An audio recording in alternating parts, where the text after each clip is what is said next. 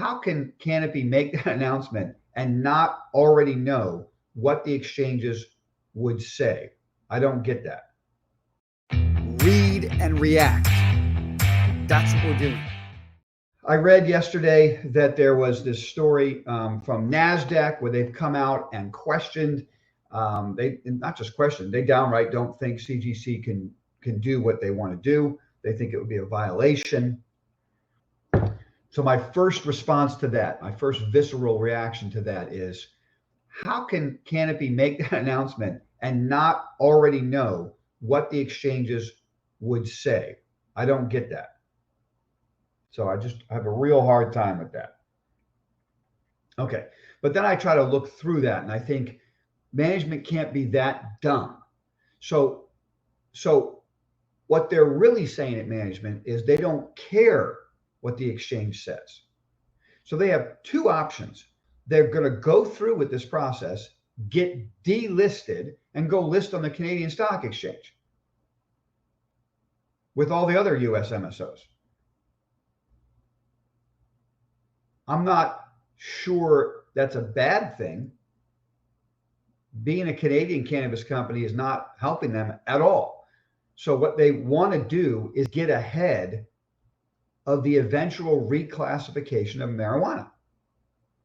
And so they care less about NASDAQ and more about getting ready for the coming boom in the US. So instead of just assuming that management, are just complete and total idiots, okay? Instead of assuming that, I'm going to assume that what they're saying is they see the writing on the wall. They are totally confident that cannabis is going to get reclassified. So the argument from the US exchanges is a moot point. By the time they're done, I think I read the other day, the CIBC piece that Stu gave us.